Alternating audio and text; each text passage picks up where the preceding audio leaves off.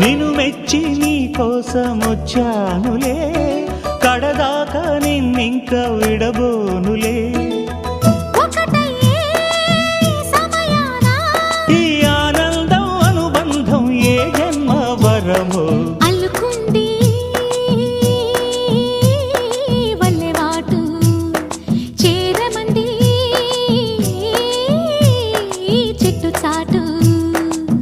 కొండ మల్లి కులుకు ఎందుకే, కుర్రగాడు కన్ను కొట్టి పిలిచినందుకే.